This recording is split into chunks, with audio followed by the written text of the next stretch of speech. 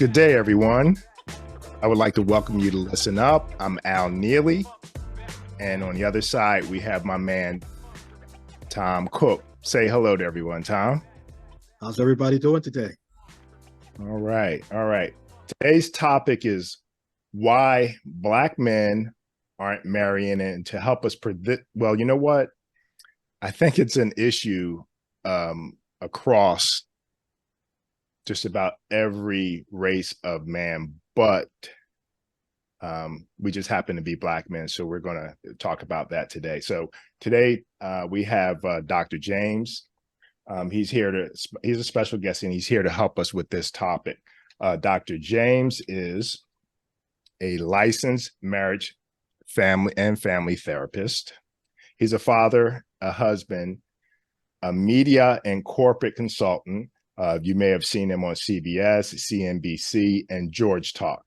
You can find his podcast as well, the Leapcast podcast.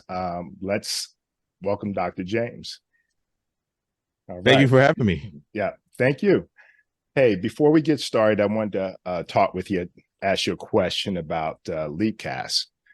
I've been really, really busy, and I have not had a chance to delve into it and then just listen. I think I listened to one cast about maybe 10 or 15 minutes.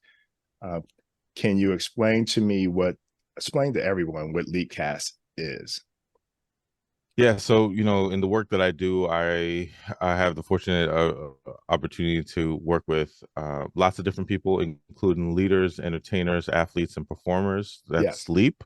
And Leapcast is the ability to just have a conversation with people where we get to hear more of their story and their journey and their perspective on mental wellness, right? So I've had the fortunate opportunity to have folks like Brian Dawkins, Malik Yoba, David Mann, Chrissy Aletto, Tanya Nyack, lots of amazing people just sharing their experience and then also talking about mental wellness.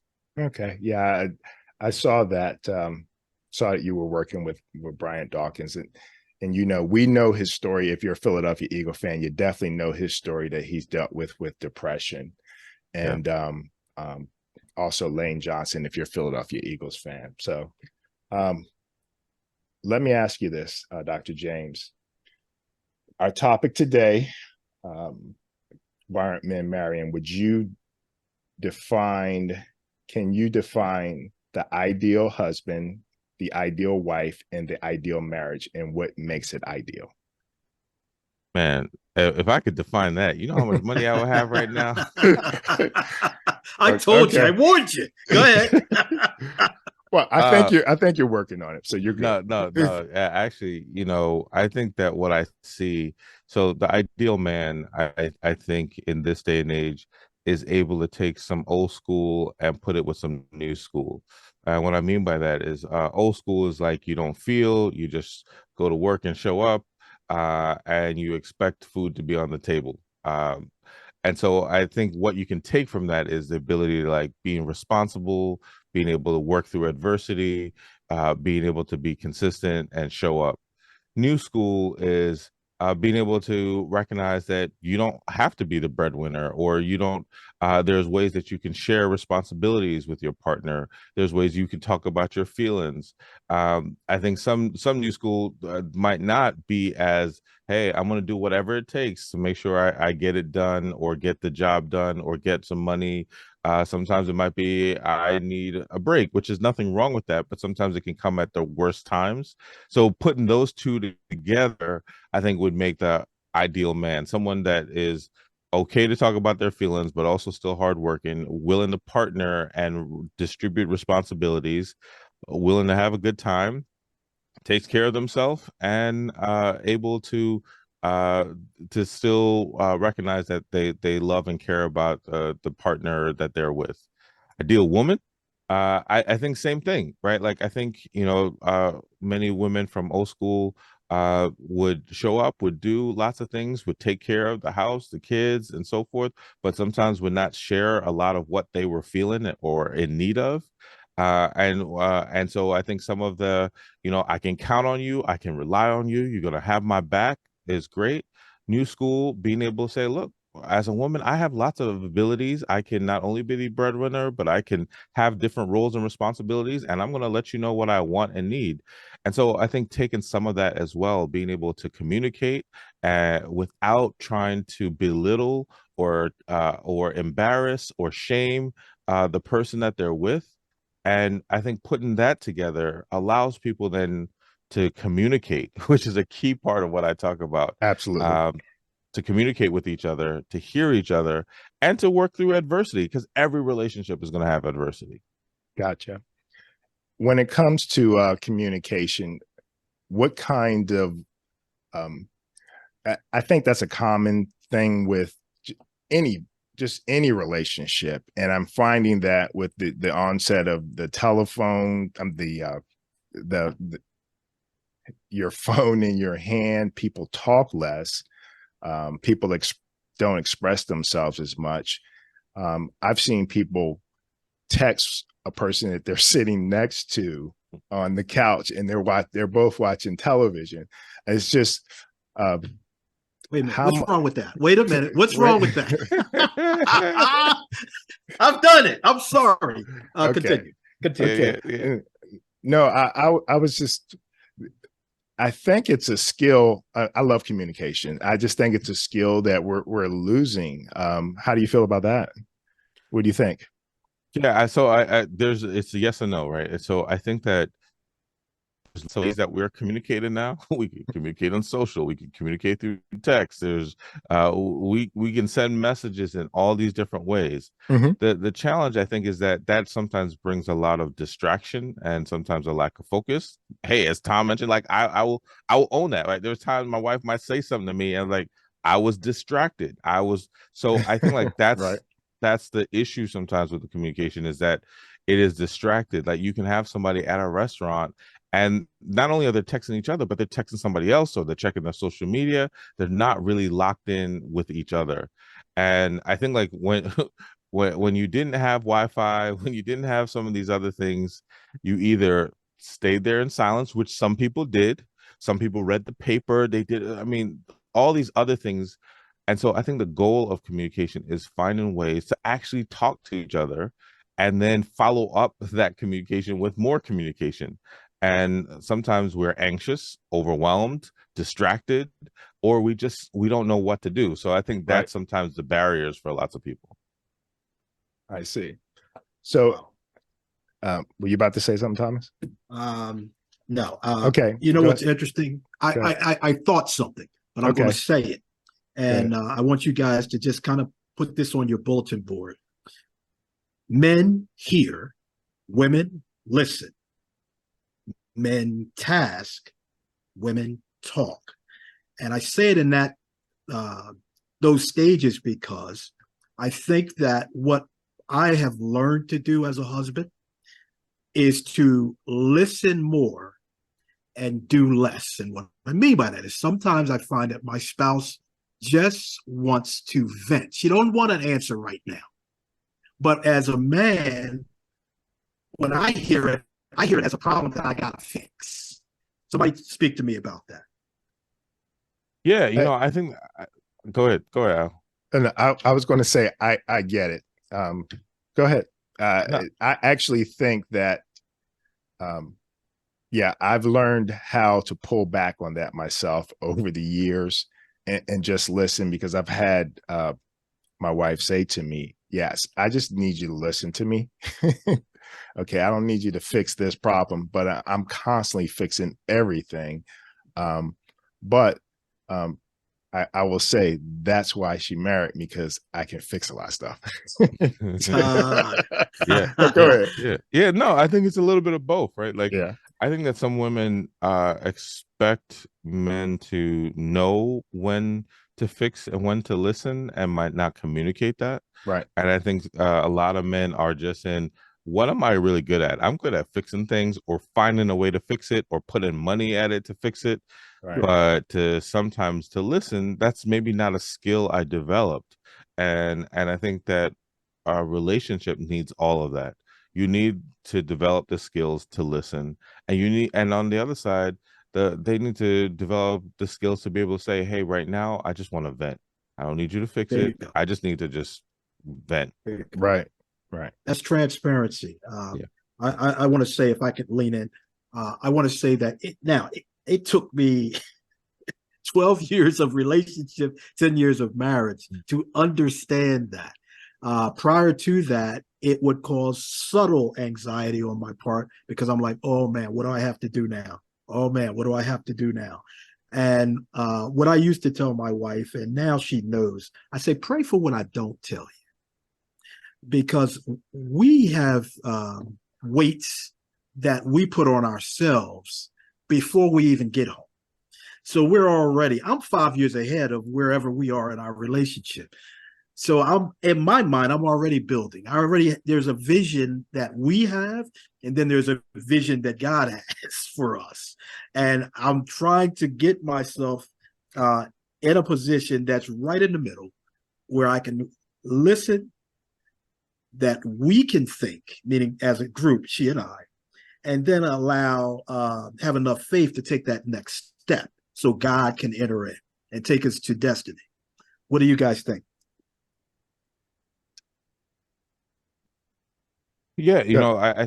I think part of um, a lot of couples that I know and work with, they are able to integrate the parts of them that are important. So, like faith, right? Like, how do we recognize that faith and our connection to God is important? For some people, it might not be faith; it might be something else. I know for my family, it is faith, right? And it's being able to know that sometimes helps us to be aligned, and sometimes when we're off, can we pray about it, or can we listen to something that might help us? For someone else, they might say, like, you know what, it's going on a workout, it's doing some breathing together. Having something that kind of brings you together or that you agree on is like something that is your North Star. It can be very important for folks. Okay. Let me ask you this. Is it possible that less people, I believe, are attending church and they're not focused on religious traditions and norms that promote the husband, the wife, and God as a life partners? Do you feel like that has an effect on why men are not marrying? There's a couple things there. I think that so just for the folks who say that their parent or grandparent was in the church, I think the church gave a really bad example of what marriage looked like or could look like. Ooh, wow. I think that it wasn't always, this is someone who, for me, I grew up in church, right? It wasn't something that like looked nice or looked glamorous or looked like I wanted to have it. And then especially for a lot of women, it it wasn't really shared in a way that would make it seem like they're actually gaining something. Like there are lots of ways that some people weren't sharing the full aspect of what marriage looked like biblically and in life. And so I think there was a lot of reasons why people pull back of saying, why would I really want that? Why would I want something that feels like it's worse, or it's going to imprison me, or I got to obey somebody and I have no voice? And it doesn't look like they are happy either in real life. And so when we talk about men, I think then like some men haven't adjusted. They still want what they thought they saw growing up. And that's not what it is for the most part. That's not, you have to really be willing to be a partner, a spouse, someone that is in it with the other person. And if you think you're just going to show up and you're going to get treated like the king and you're not doing the emotional work, you're not going to get it. And so I think some guys don't want to do that. Some guys are overwhelmed by that and won't say it. Some guys don't know how to learn how to do that. And some guys are at the place of like, well, I actually also got hurt by somebody. I've seen that as a big thing. I got hurt by another relationship, and it's kind of easier for me to keep this relationship at level 2 versus taking it to level 5, because at level 5, that's where I got hurt last time. So I'm just going to stay at 2. Wow. Gotcha. I have I've heard guys say that it's kind of old school misogynistic thought. I feel like they are, but women were committed to being married, so they didn't have sex, and guys wanted to have sex more often so that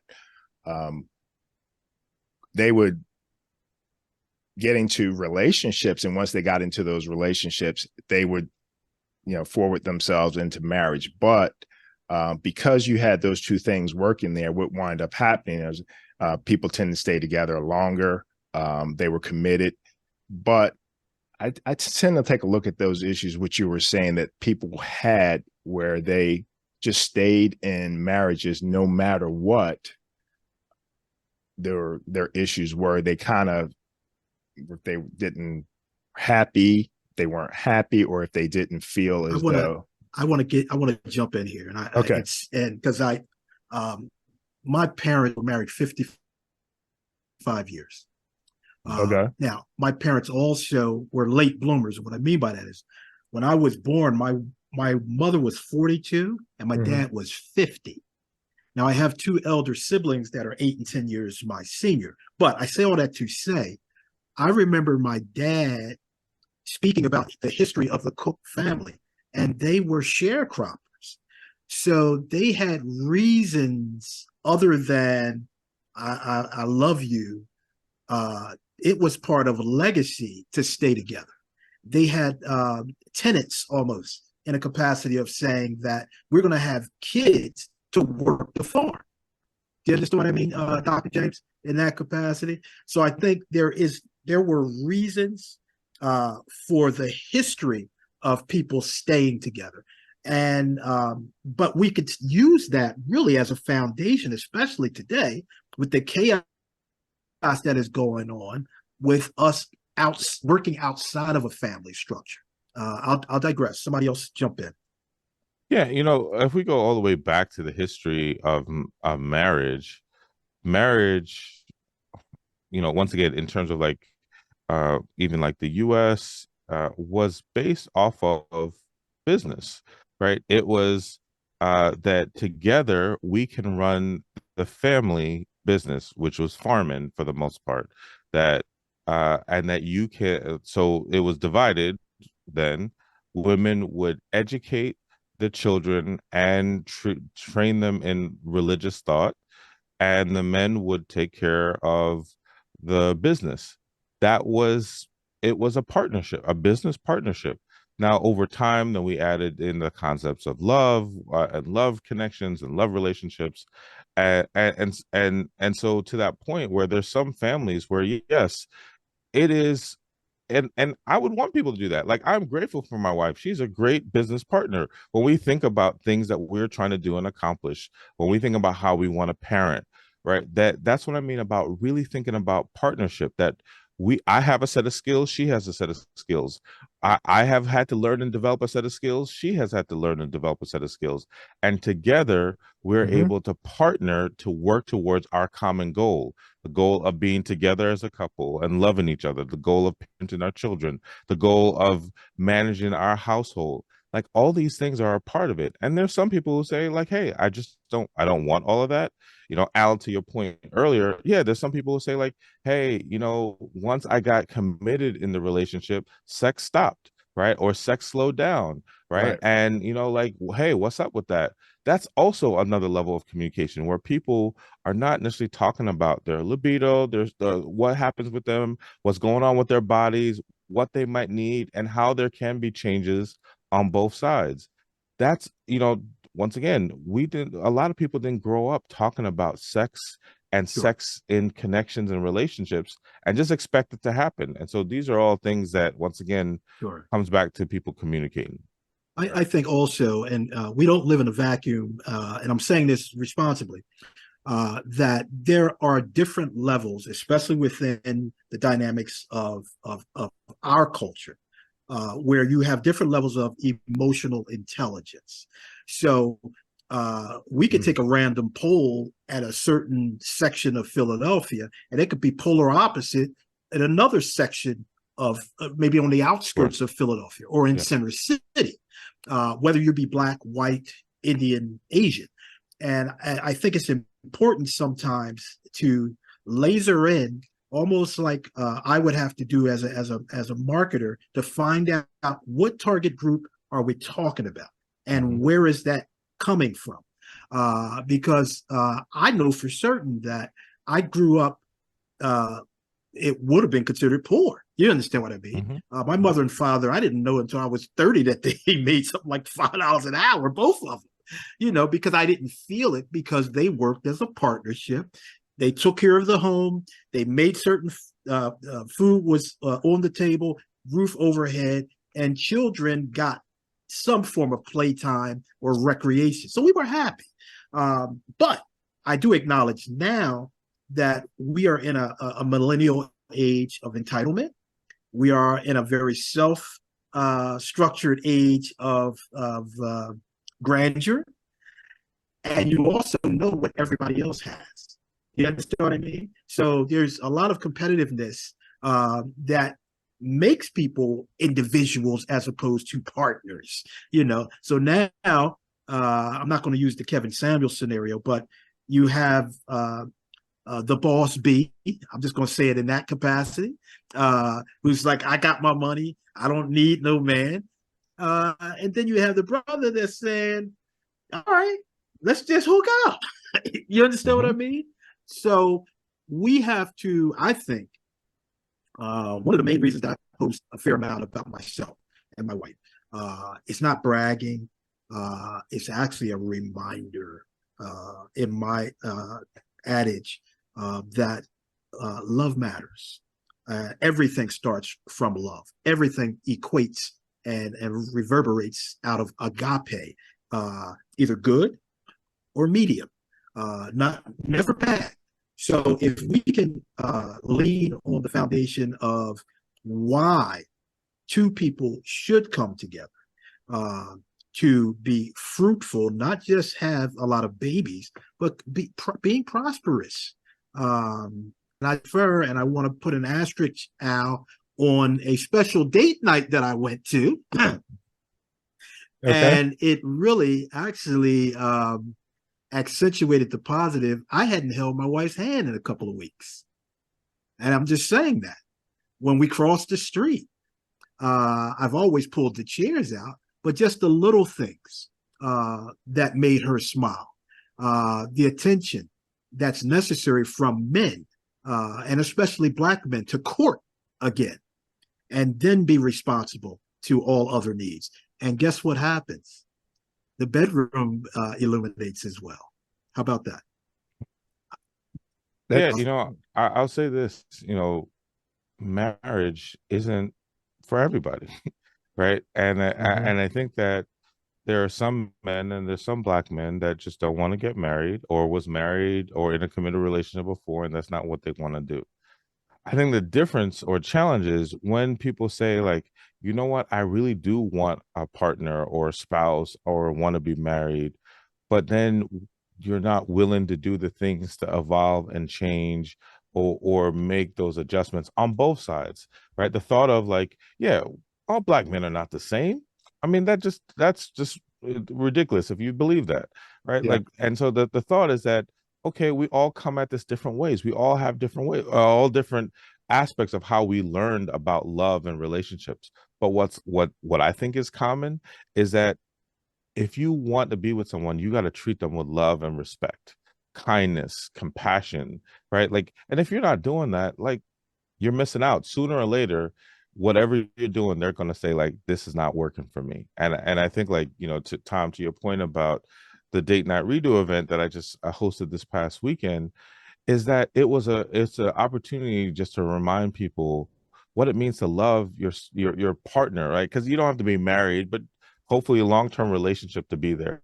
What does it mean to really connect with someone? What does it mean to have that joy and fun, but also remember that there's some serious stuff that happens in our relationships that we need to address. Sure. And that people can have a good time, and it does translate to those things, to feeling more connection, feeling more intimacy, and feeling more sometimes sexual intimacy as well. Sure. Doctor, I want to thank you and salute today. Okay. We do. Okay. I'll take it. Why do you feel like we've gotten to a place where the value is not placed on getting married right Yeah, now. I think once again, who I think a lot of people emulate things that they like and see. Gotcha. And Hmm. and I think that when you look at like, are there people that we say, oh, we really like that marriage looks good? I mean, the Obamas, and I think they had to really work hard. I mean, now they're saying more about that. I Yes. think they knew Hmm. that they could not have a bad marriage and be in the White House, right? As a Right. black couple, Sure. right? So not only did they have to be, probably almost perfect in so many other ways, but Right. their marriage and their family could not disintegrate. Now that could happen in other families, but they knew it could not happen for them, right? And we can look at a certain couples and say like, okay, they look like they have a good marriage or relationship, something that makes me say I want that. But then a lot of it is like they're really wealthy or there's something else Sure. that's there. I think on the other side, we see a lot of people who are single, who are hooking up, and once again, that's a part of life that people have. So I'm not saying that people shouldn't do it, but it also becomes more attractive where what people see on social, what people see on TV, what people maybe even see in their own families. You know, if I was to ask anyone who's listening, like, look at your family. How many people are married in the family? How many people are divorced? How many people are single? I know Yes. so many people where they will say, yeah, I have a bunch of aunties or uncles that are not married. I remember maybe my grandparents were married. Sure. And so the numbers are smaller that people reflect on, and the examples are not there. And I Gotcha. don't think as many people are seeking out more examples so that because there are people who are married and happy and live in it, but they might not be seeking those examples out. Sure. Gotcha. And Have someone give me the definition of marriage. What would you say the definition of marriage? well, I we mean, I have the know the doctor here. You should let him do yeah, that. I know the biblical, but I'm Right. just saying, doctor, if you could help us in that capacity, because I think that would be helpful for some folk. Yeah, I think that's an interesting question, right? I think that um, legally, it's that you've signed a document saying that you're going to be with this person Mhm. and that you're going to share on some level your assets and your insurance and these other things that you're willing to share. Now, from a more emotional, relational part, you're saying you're committed to somebody, that you're going to be faithful, that you're going to be there in good times and bad times. I think from a biblical place that it's saying that from a Christian biblical place, right? That it's saying that that you are recognizing that you are united, that you are one, that you're Hmm. going to have each Right. other's back, that you're going to serve each other as you serve God. Now, so like all of those things say that we are a union together for a particular purpose, whether it be our legal documents and insurance, whether it be for love and connection, whether it be to honor and to serve God, but that our marriage is as all and there's a witness to all of those. Now, there's some communities that say, "Look, hey, we've been together. Not, I'm not even talking about common law, but we've been together. You're my wife. You're my husband," and that's what they believe, but they might not get some of those other things that we just talked about. They might not get the insurance or the Well, I the was going to say, documents. They might not get the covering that they believe religiously because they haven't made that full commitment of it. if I may, if you were talking to a young couple who have been dating long term, but the young man needs convincing on the benefits of marriage, what would be the 4 to 5 things that you believe, in your experience as a family therapist, could be helpful to them? Yeah, maybe I'll just say personally, what I think about is that I'm a better person, I'm a better man, I'm a better father, I'm a better husband, Absolutely. because of my wife, right? Like, Mhm. and Hmm. because of my trust and my willingness to be vulnerable, to recognize my flaws and my strengths. And so I think like one is the ability to grow as a person long term over time. I think two, to have someone that you really get to know them and they get to know you over time. My wife would often say that the wedding people feel like that is the height of their love, but you're really just started. Yeah. Like, Yeah. now we actually on Friday we celebrate our 16th anniversary. Oh, And now congratulations. yes. thank you. Congratulations. Thanks. Our love has now had to uh morph, grow, endure lots of different things. And now we can really talk about what love is. So I think about being really able to understand and experience love. There is the practical stuff. There's ways that, like, we can cover each other with insurance. We can do all these other Right. things. We can navigate a household. I think then, you don't have to be married to be parents. You don't have to be married to be good parents. But I value that we are married and that our children get to see us as a couple in our family unit. And Yeah. if that's something you value, then Sure. marriage is something for Sure. that. And I think also, there's a way that, we've even heard in our life that in our community that there are people who look to us in our marriage and see a good marriage, and I think it makes them feel like it's possible. And There we are. that's Yeah. meaningful for us, right? Absolutely. Yeah. That it doesn't have to be horrible, it doesn't have to be abusive. We have our ups and downs, but it is a good thing. So those are some of the things I think about. Sure. Now, some people say you don't got to be married to get all that, and I 100%. But there's something about marriage that kind of seals it, for at least for us. Yeah. Let me ask you this. Go ahead. Have you seen that it's more successful when you're growing as two people and sharing and creating a legacy in a marriage as opposed to two people doing it unmarried? Yeah, they're different challenges, right? Right. My wife and I have shared this, and it's been actually a big thing that I believe in. Partner selection is one of the biggest things that Yeah. people can do, right? Mhm. Like choosing who you want to be with, who you want to hook up with, and then turn that into something more and a long-term relationship. It is the biggest choice and decision, and we don't Yeah. recognize that. We don't Right. spend enough time thinking about that. And so when you're learning and in the early phases of, like, when you're on the come up, you picking somebody that you can work with and figure out with and make those choices with is so important, because it helps to build what can happen in the future. Now, if you've already been established, or maybe you had a divorce, or you lost someone to death, and now you want to start again, the challenge is, how do I trust that you want to be with me for me and not for the other things that I bring? And usually it's going to take some time and experiences to really to understand where that person is coming from. But I think they're both important, that whether you build together, which it was my hope and goal always, like, I believe I'm going to get somewhere, and I want to get somewhere with someone. And then there's some folks where, look, I already got there, or maybe I already inherited it. That's how I lived. And to have somebody who wants me for me is going to take some time to figure that out. Right. One of the things it's great that you brought that point up, because I was married before, but my wife now, she tends to have a lot of the same characteristics that my mother had. And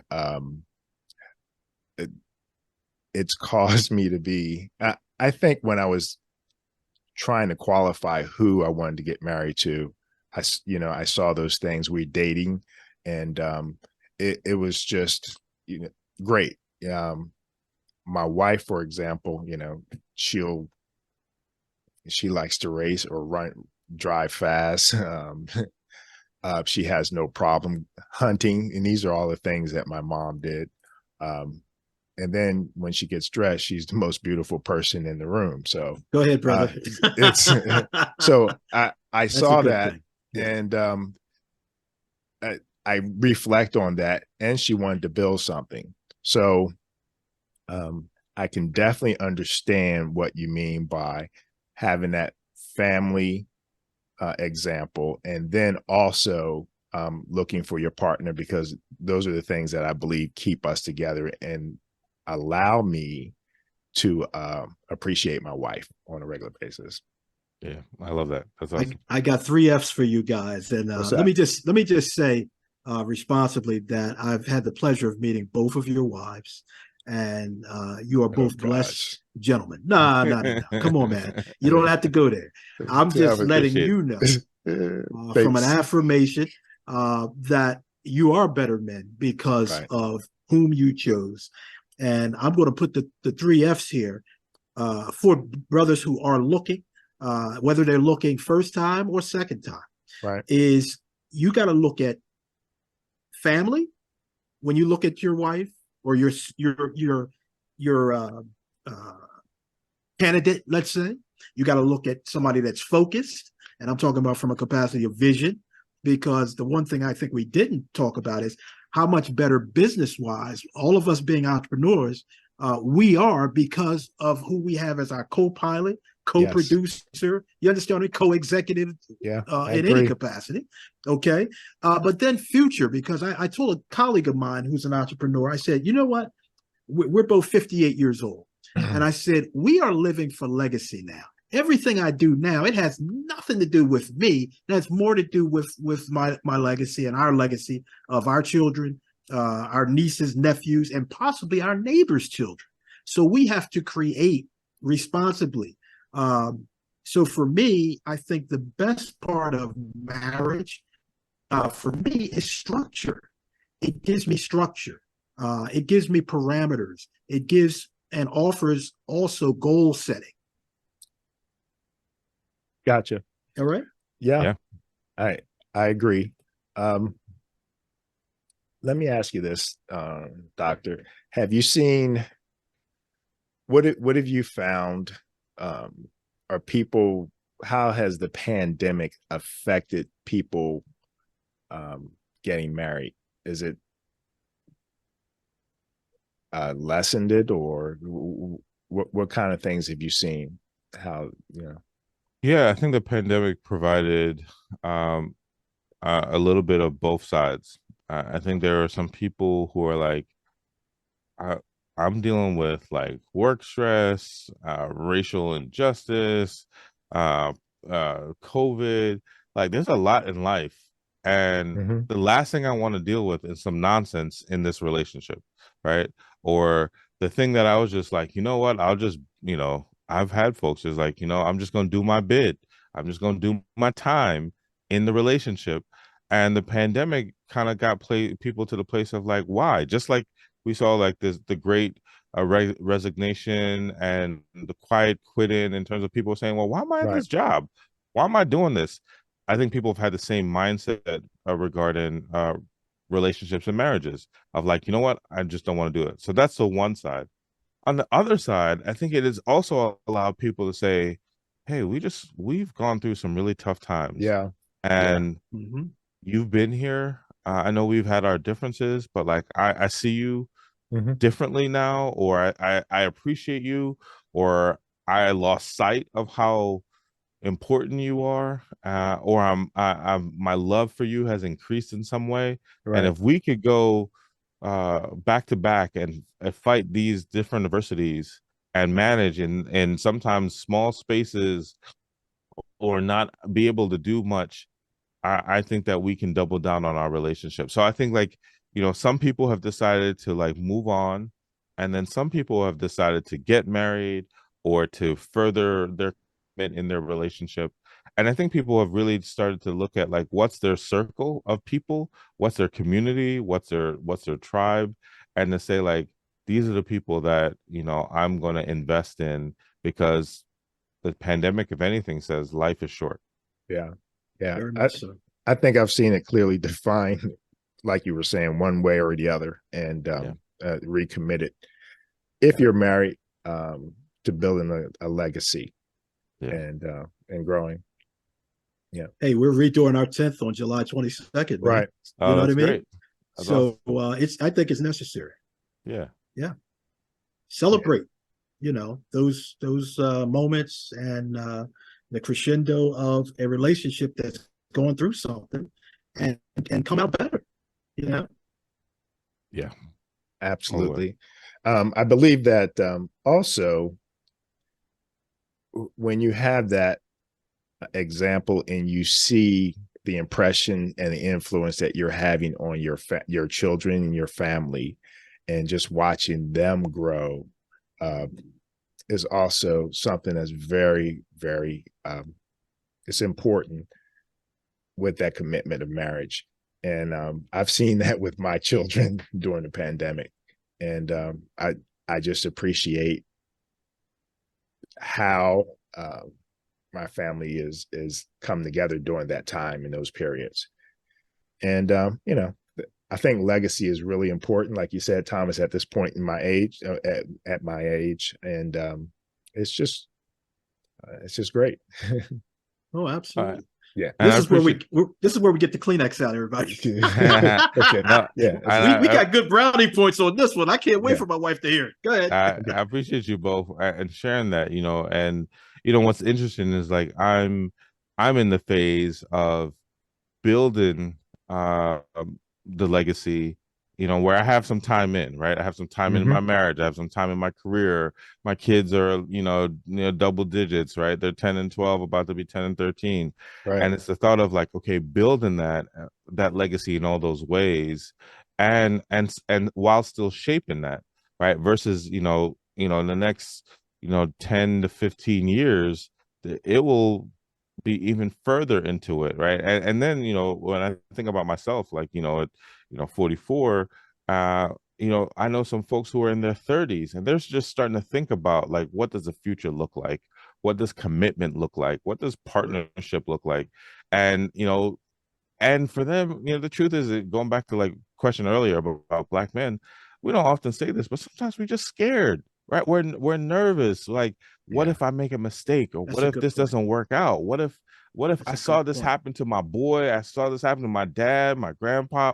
Like, it didn't work out for them. Is it gonna work out for me?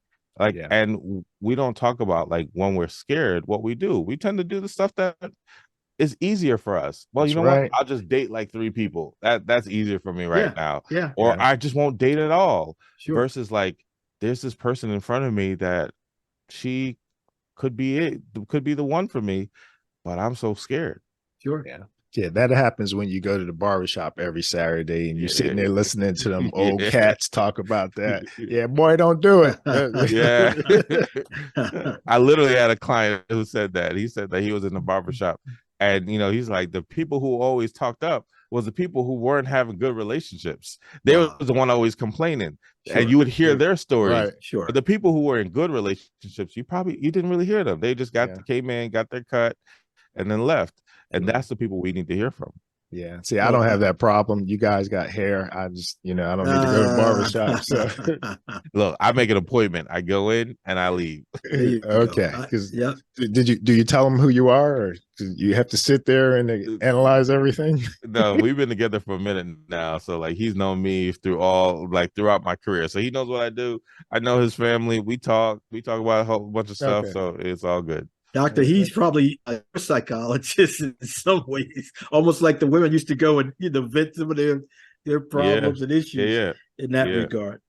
I did have one. It's not a last question, but at least I wanted to squeeze it in. I thought I coined this phrase, but I didn't. I was saying that therapy is the new Black. And I wanted you, if possible, to try and expound on what you believe that could mean positively for African American, especially men, but women too, when it comes to relationships and child rearing. Yeah, just going back to Date Night Redo this past weekend, this date night event that I hosted. The goal was just to have an immersive date experience, and at the end of, especially of this last one, what I was hoping is that people would recognize that getting help or support or going to therapy is okay. And with a good amount of Black folks that was in the audience, to be able to say like, it's okay for us as Black folks to go get help or therapy, no matter where we are, where we're having a struggle, we're having some issue, whether it's one of us, whether it's for us as a couple, whether it's for our children, that it's okay. And I think the thought when you put out therapy is a new Black, how I would think about that is that we are moving closer. We still have a long way, but it is being in the field over 20 plus years. We are we've gone light years compared to where we used to be. And I think the ability to get to the place where therapy and Black folks are like synonymous, right? The thought like, yeah, Black folks go to therapy. Like we have that idea about certain communities. We know, like we could say a community X and say, yeah, we know they go to therapy. They're there all the time. We Sure. believe that they go to therapy. I think if we can get to that place and say that about Black folks, that would be great. That yeah, Black folks they're not afraid of therapy. They're not afraid of support or talking about what's going on with them or getting the help. We've done it historically. It's not that we don't do it. We've done it in different ways, but sometimes it hasn't always been the best. We haven't always chosen the person that might really help us. We might not have gotten the right advice. We might not have gone to the right person who was fully trained. Like we might have done it in the barbershop and some or the salon, which might have been good, but not really everything because it might have been more opinionated or there might be some other stuff going on. Yeah. And Yeah. and I think Somebody to the else's point of experience in there. Yeah. Go ahead. right. Yeah. And some of that is okay, but the thought of like, all right, like how do I like tease this out to really figure out what's going on with me? And some of that didn't always point to why am I making these choices? What's going on with me internally? How did my life experience shape where I am right now? You're not necessarily going to get that. You're going to get like, no, girl, he don't do that, or like, dude, what's wrong with you? Sure. So I think like I think about therapy. To your point, therapy is a new Black as the thought of that Black people go to therapy, and it's Sure. just known and believed and accepted. Well, I want to be 100% transparent. I have taken on therapy, but not necessarily on the couch, but by Zoom. I had a 20-minute session last quarter for at least 4 months because I was starting to experience some form of anxiety. And after my sessions, now I'm a champion of therapy, but also I like the fact that you can do it in the privacy of your own home. I know that same way that a lot of men don't like to go to the doctor, you know what I mean, for anything, prostate to ankle sprain. Yeah. Being able to connect with someone that is a specialist to help your brain waves, help your emotions, and your relationship is a positive thing. And I want to say it on air. I want to say it in the universe so that in front of a therapist whom I hold honor to, that is something in dosage that is going to be helpful, even with respect to what we're seeing out in the streets now. We got a traumatized community. Not all of us, but at worst, most of us are triggered by select things. And whether we can do it theatrically, as you've done very, very responsibly, and I want to give kudos to what you guys did in a snippet of time. Those are things that we need new methodology in order to get connected to our folk into a positive mental health and wellness realm. Yeah, I'll defer. No, I agree. And like you said, there's lots of folks who have experienced trauma or are traumatized, and I think more people who are able to say like, hey, you know what, I need some help or support, and it doesn't have to be like my life is abrupt, is being disturbed or overwhelmed. It could be like I'm just feel alone, or I don't know who to talk to, or you know what, like my child is like getting on my nerves, or like sometimes it's just someone else to talk to that is different. Sometimes we might feel like if we were to talk to our friend or family, they might see us a certain way. So, I'm grateful that you're able and willing to share. I think a lot of us deal with more anxiety and depression than we realize, and especially coming through the pandemic, that so much more people can say, oh, I know what anxiety is now. I know what depression is now, when before I used to laugh that off, and more people can say I experienced that. Absolutely. Yeah. Our producer, she's I think she's studying to get her master's, and one of the things she's been really interested in trying to find out is how the pandemic has affected everyone. So hopefully one day we can have you come on, and perhaps come on with her, and then just talk about those things, because I find it really interesting. I've noticed a change in the way I've done things since the pandemic, and I've kind of been a little more patient, and I've chilled out, and I just let people express themselves. Whereas before it was not like that. But let me ask you this: what advice would you offer for people that are seeking someone to talk to, or mental health, just assistance in the community? I think it'd be great if people were to say to somebody they know, friend, family, coworker, hey, I'm looking for a therapist, or I think I should go talk to a therapist. Do you know anyone? That's always a great way to have a referral, a direct referral.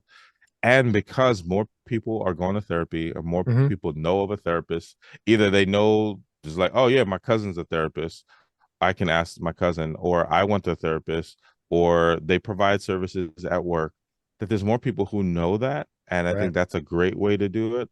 Another thing that I tell people is a great resource is Psychology Today. You go on psychologytoday.com, you put in your zip code, a whole bunch of therapists will come up. And then you can say, I want, someone who is willing to talk about religious things, or someone of color, or I want to work with a woman. And it can help to kind of categorize and give you some of those options. And people can always reach out to me, and I have a referral of people that I often say, and that's what people do. Sometimes people will reach out to me and say, hey, I'm looking for a therapist, can you give me some names? And that's what I do, because my goal is give out your information, doctor. You have our permission. Go ahead. I will. Thank you. I really tell people that I just want people to get the service and support that they need. I don't care if it's me or not. To that point, the best way to reach me is to email me. The email is assistant@georgetalks.com. Assistant@georgetalks.com. And my social, Instagram and Twitter, my handle is @GeorgeTalks, and the website is georgetalks.com. So any of those ways you can find me, georgetalks.com, Instagram and Twitter @GeorgeTalks, or email assistant@georgetalks.com.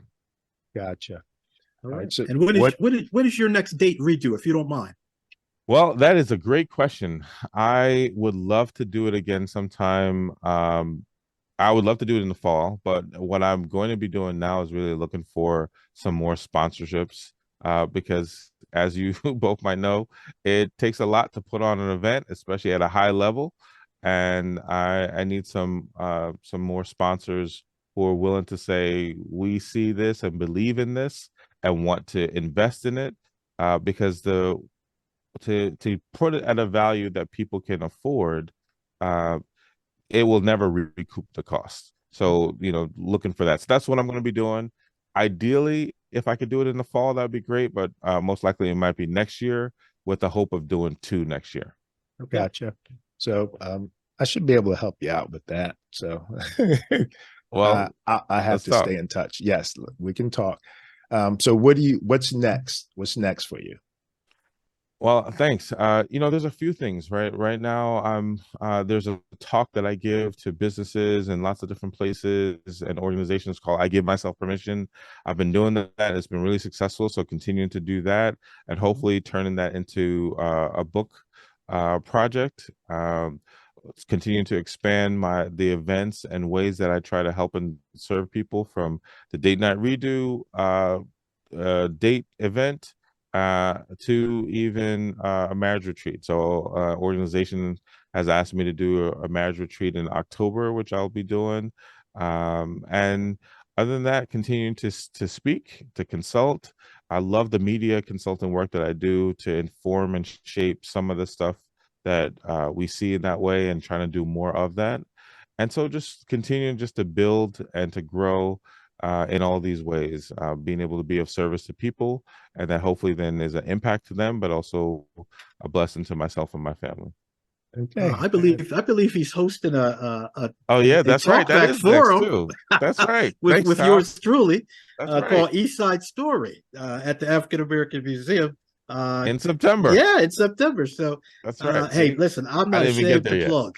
No, I'm glad you said that. I am looking forward to that. Tom and I have been talking and building, and looking forward to being able to once again invest in the community and build, and to host the talk back and to host the event with Tom.